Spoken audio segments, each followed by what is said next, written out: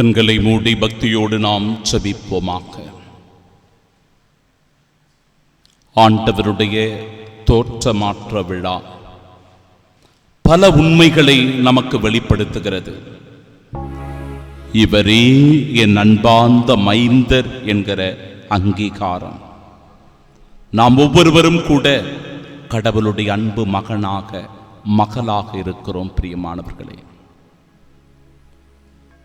ஆண்டவர் இயேசு கிறிஸ்துவனுடைய மாட்சியில் பங்கு பெறுகிற பாக்கியத்தை நாம் ஒவ்வொருவரும் பெற்றுக்கொள்ள வேண்டும் என்றால் இயேசுவினுடைய பாடுகளில், அவருடைய துன்பங்களில், அவருடைய மரணத்தில் பங்கெடுக்க வேண்டும்.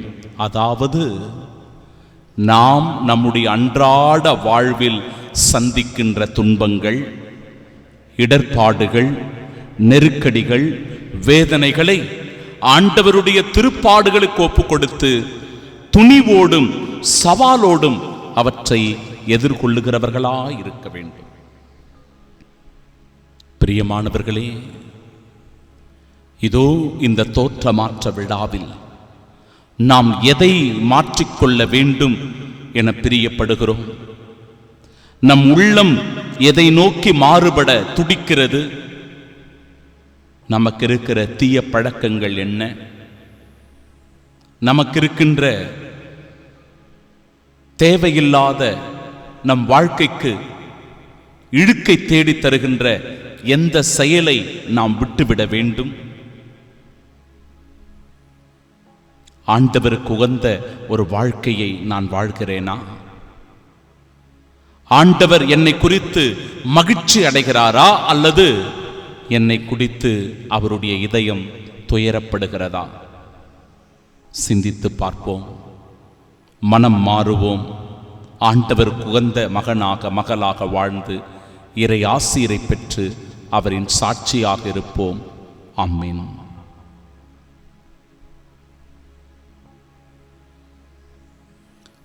இவரே என் அன்பார்ந்த மகன். நம் ஆண்டவராகிய இயேசு கிறிஸ்துவின் அன்பும் அருளும் அமைதியும் மகிழ்ச்சியும் உங்கள் அனைவரோடும் இருப்பதாக. உங்கள் ஒவ்வொருவருக்கும் ஆண்டவருடைய தோற்றமாற்ற பெருவிழாவை உரித்தாக்கிக் கொள்ளுகிறேன். Happy feast. பிரியமானவர்களே, நற்செய்தி நூல்களில் பெரும் திருப்பத்தை ஏற்படுத்திய 5 நிகழ்வுகள் குறிப்பிடப்படுகிறது. ஆண்டவர் இயேசு கிறிஸ்து நற்செய்தியில 5 மிக பெரும் திருப்பங்களை ஏற்படுத்துகிறார். முதலாவது அவருடைய திருமுழுக்கு. அவருடைய திருமுழுக்கு தான் ஆண்டவர் இயேசு கிறிஸ்துவை இந்த உலகத்திற்கு அடையாளப்படுத்துகிறது. இவரே என் அன்பார்ந்த மகன் என்கிற அங்கீகாரம் கிடைக்கிறது. தூய ஆவியினுடைய வல்லமை அவர் மீது இறங்கி வருகிறது. அவருடைய திருமுழுக்கின் போது எல்லா விதமான ஆசீர்வாதங்களையும் பெற்ற அவர் தன் பணி வாழ்வை முழுமையாக செயல்படுத்த துணிகின்றார். இரண்டாவது ஆண்டவருடைய சிலுவை மரணம். சிலுவை மரணம் அவருக்காக கொடுக்கப்பட்ட ஒன்று. அந்த சிலுவை மரணத்தில்தான் நாம் ஒவ்வொருவரும் மாட்சி பெறப் போகிறோம். நம் பாவங்களுக்காக அவர் துன்பப்படுகிறார், வேதனைப்படுகிறார். நம் பாவங்களை கழுவ அவர் கல்வாரி மலையில் இரத்தம் சிந்துகிறார் என்கிற உண்மை சிலுவை மரணத்தில் வெளிப்படுகிறது. மூன்றாவது அவருடைய உயிர்ப்பு. ஆம் அன்பிற்குரியவர்களே, மரணமே இந்த உலகத்தினுடைய முடிவு என்றிருந்த ஒன்றை மரணத்திற்கு பிறகு ஒரு வாழ்வு உண்டு என்பதை இயேசுவினுடைய உயிர்த்தெழுதல் நமக்கு நினைவூட்டுகிறது. இயேசு எப்படி இறந்தாரோ அப்படி நாம் ஒவ்வொருவரும் இறப்போம். இயேசு எப்படி உயிர்த்தெழுந்தாரோ அதுபோல நாம் ஒவ்வொருவரும் உயிர்த்தெழுவோம் என்பதே கிறிஸ்தவர்களாகிய நமக்கு ஒரு உறுதியான நம்பிக்கை. நான்காவது அவருடைய விண்ணேற்றம். இயேசு விண்ணேற்றம் அடைந்தார்.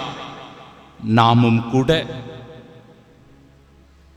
உயிர்த்தெழுந்து அவரை முகமுகமாய் தரிசிக்கின்ற பாக்கியத்தை பெறுவோம். அவரை போலவே நாமும் விண்ணகத்தில் பேரின்பத்தில் துயில் கொள்ளக்கூடிய பாக்கியம் நமக்கு கிடைக்கப் போகிறது. அந்த மாட்சிமையில் பங்கு பெறக்கூடிய பாக்கியத்தை நாம் ஒவ்வொருவரும் பெற்றுக்கொள்ளப் போகிறோம். இது நம்முடைய அசைக்க முடியாத விசுவாசம். பிரியமானவர்களே, ஐந்தாவது தான் இன்று நாம் கொண்டாடுகிற இந்த திருவிழா. ஆண்டவருடைய தோற்ற மாற்றம். ஆண்டவருடைய இந்த தோற்ற மாற்றத்தில் இது எல்லாமே அடங்கி விடுகிறது. இயேசுவனுடைய பாடுகள் அதில் இருக்கிறது, இயேசுவனுடைய உயிர்ப்பு அதில் இருக்கிறது, இயேசுவனுடைய விண்ணேற்றமும் அதில் அடங்கி இருக்கிறது. ஆண்டவர் இயேசு கிறிஸ்துவனுடைய இந்த தாபோர் மலை அனுபவம் என்பது நம் ஒவ்வொருவருக்குமே ஒரு மாட்சியின் அடையாளத்தை வெளிப்படுத்துவதனுடைய அடையாளம். ஆம் அன்பிற்குரியவர்களே, திருத்தந்தை கலிஸ்துஸ் அவர்கள் 1456 ஆண்டு ஆகஸ்ட் 6 இந்த விழாவினை கொண்டாட வேண்டும் என்கிற அழைப்பை தாயாம் கத்தோலிக்க திரு அவைக்கு கொடுக்கிறார். அதன் அடிப்படையிலேயே ஒவ்வொரு ஆண்டும் ஆகஸ்ட் 6 இந்த விழா கொண்டாடப்படுகிறது. மார்ட்டின் என்கிற ஒரு மனிதர் இருந்தார். அவன் ஒரு வாலிபன், துடிப்பு மிக்கவன். அவன் சிறுவனாக இருந்தபோது கடவுள் மேல அதீத ஒரு பக்தி, விசுவாசம். ஆலயத்திற்கு வர தவறவே மாட்டான். தொடர்ந்து இறைப்பணியை செய்வதில் அவன் ஆர்வம் காட்டியிருந்தான். ஆனால் நாள்பட அவன் இளைஞனாக வளர்கிற போது அவனுக்குள் ஒரு ஆசை, நன்றாக படிக்க வேண்டும், படித்து நல்லதொரு பணிக்கு போக வேண்டும். இதுதான் அவனுடைய இலக்காக இருந்தது. நன்றாக படித்தான், நல்ல மதிப்பெண் பெற்றான். ஆனால் அவன் படிப்பிற்கேற்ற வேலை கிடைக்கவில்லை. மனம் துவண்டு போனான். பலமுறை முயற்சி செய்து பார்க்கிறான். அவனுக்கு பொருத்தமான வேலை கிடைக்கவில்லை.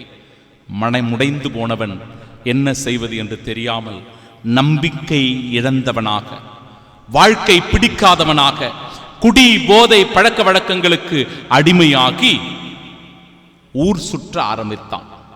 நண்பர்களோடு சுற்றித் திரிய ஆரம்பித்தான். அப்படி ஒரு முறை அவன் வெளியூருக்கு சென்று ஒரு ஹோட்டலில் தங்கி நண்பர்களோடு குடித்து ஆடி பாடி மகிழ்ந்திருந்த தருணத்தில், பிரியமானவர்களே, திடீரென்று அவனுக்கு ஒரு பாடல் ஒலிக்கிறது. அவனுடைய காதல ஒரு மாதா பாட்டு அவன் காதல கேட்குது. அது அவனுக்கு ஒரு மிக பெரும் ஒரு நெருடலை தருகிறது. காலையில் எழுந்து பார்க்கிறான். அவன் தங்கியிருந்த அந்த ஹோட்டலுக்கு அருகில் ஒரு அற்புதமான தேவாலயம் இருப்பதை அவன் கண்டுகொள்கிறான். சரி, ஒரு முறை இந்த தேவாலயத்தை போய் பார்ப்போம், அருகில் போய் பார்ப்போம். அவன் மனசு மாறுது. உள்ள போறான். உள்ளே சென்றவுடனே அங்கு குருவானவர் திருப்பலியை நிறைவேற்றி கொண்டிருக்கிறார். அன்றைக்கு அவர் நல்ல கல்வனை பற்றிய ஒரு மறைவுரையை நிகழ்த்துகிறார். மனம் மாறி அவனுடைய வாழ்க்கை 2 மிகப்பெரிய ஆசீர்வாதங்களை அவனுடைய வாழ்வில் கொண்டு வந்தது. கடவுள் அவன் பாவங்களை, குற்றங்களை மன்னித்தார். 2வது, அவனுக்கு நிலையான பேரின்பத்தில் இடம்பெறக்கூடிய பாக்கியத்தை உறுதி செய்தார். இதை அந்த குருவானவர் போதிக்கும் போது இதை கேட்டுக்கொண்டிருந்த மார்ட்டினால் அதை தாங்க முடியவில்லை. கண்கள் கலங்கி அழத் தொடங்குகிறான். அவனுக்குள் இருந்த வேதனை அதிகரிக்க தொடங்குகிறது. சிறுவனாக இருந்தபோது எப்படியெல்லாம் ஆலயத்திற்கு ஓடி வந்தேன், பக்தியோடு விசுவாசத்தோடு இருந்தேன், ஆலய காரியங்களில் ஈடுபட்டேன். ஆனால் கடவுளையே மறந்துட்டனே, நம்பிக்கையே இல்லாம போயிடுச்சே, செத்த விசுவாசியாய் நான் வாழ்ந்து கொண்டிருக்கிறேன் என்று சொல்லி அவன் மனம் வெதும்பி அழ ஆரம்பித்தான். பிரியமானவர்களே, ஆலயத்தை விட்டு வெளியேறும் போது ஒரு புது மனிதனாக அவன் வெளியேறினான். உருமாற்றம் அல்ல, மாற்றினுக்கு ஏற்பட்டது உருமாற்றம் அல்ல, உள்ளம் மாற்றம் ஏற்பட்டது. அவனுடைய உள்ளம் மாறுபட்டு இறைவனுக்கு உகந்ததாய் மாறியதால் அவன் ஒரு சாட்சியானான். இன்றைய நாளினுடைய விழாவின் முதல் செய்தி, இவரே என் அன்பார்ந்த மகன். கடவுள் ஒரு அங்கீகாரத்தை ஆண்டவர் இயேசு கிறிஸ்துவுக்கு கொடுக்கிறார். திருமுழுக்கின் போது கத்தோலிக்க இறை நம்பிக்கையாளர்களாக இருக்கிற நம் ஒவ்வொருவருக்கும் இதே அங்கீகாரம். நீ என் அன்பார்ந்த மகன், நீ என் அன்பார்ந்த மகள் என்கிற அங்கீகாரம். பேதுரு, யாக்கோபு, யோவான் இவங்க எல்லாம் ஆண்டவர் இயேசு கிறிஸ்துவோடு இருக்கிறாங்க. ஆண்டவருடைய முகம் அந்த இடத்தில் கதிரவனை போல ஒளிர்ந்தது. ஆடைகள் பனியை விட வெண்மையாயின. மோசேவும் எலியாவும் தோன்றியிருந்தார்கள். இந்த காட்சி எல்லாம் அழகாக வெளிப்படுத்தப்படுகிறது. பிரியமானவர்களே, இயேசு ஒரு இறைவாக்கினர் மட்டும் அல்ல, அவர் கடவுளின் மகன் என்பதே இந்த அங்கீகாரத்தின், இந்த தோற்ற மாற்றத்தின், இந்த விழாவினுடைய நோக்கம். தந்தை கடவுளே நேரடியாக இதை சொல்லுகிறார், இவருக்கு செவி சாயுங்கள். தாபோர் மலை அனுபவம் என்பது குழப்பம் வருகிற போது, விசுவாசத்தில் தளர்ச்சி ஏற்படுகிற போது, மனித வாழ்க்கை குழப்பத்தில் நீடிக்கிற போது இயேசுவின் வார்த்தைகளுக்கு செவி கொடுப்பதை சொல்லிக் கொடுக்கிறது. இந்த விழாவினுடைய இரண்டாவது மிக மிக முக்கியமான ஒரு செய்தி, சிலுவையில் நாம் பெறப்போகின்ற மாட்சி.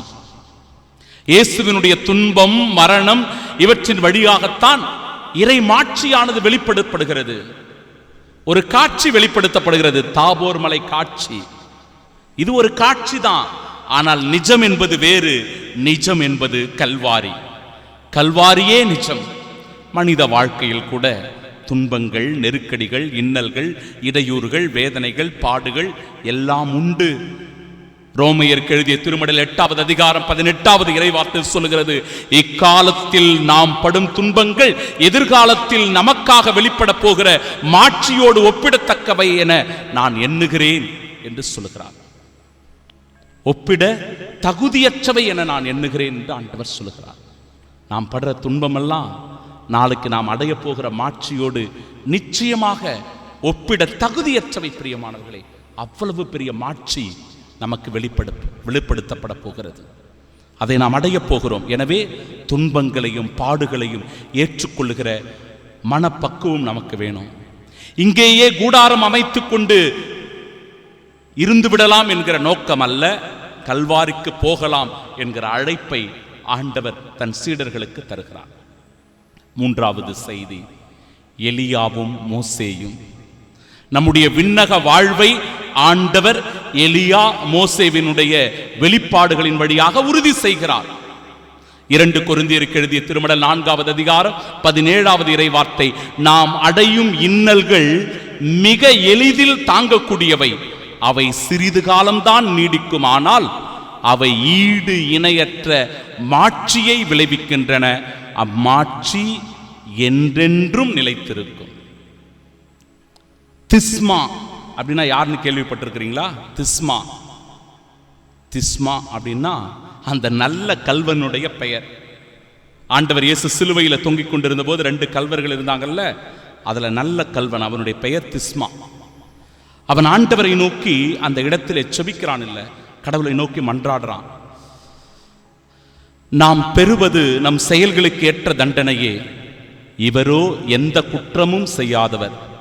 இயேசுவே, நீ ஆட்சி செலுத்த வரும்போது என்னை நினைவு கூறும் என்று சொல்லும்போது ஆண்டவர் அவரை மன்னித்து, இன்றே நீ என்னோடு பேரின்ப வீட்டில் இருப்பாய் என உனக்கு உறுதியாக சொல்லுகிறேன் என்று விண்ணக மாட்சியை உறுதிப்படுத்துகிறார் அந்த நல்ல கல்வனுக்கு.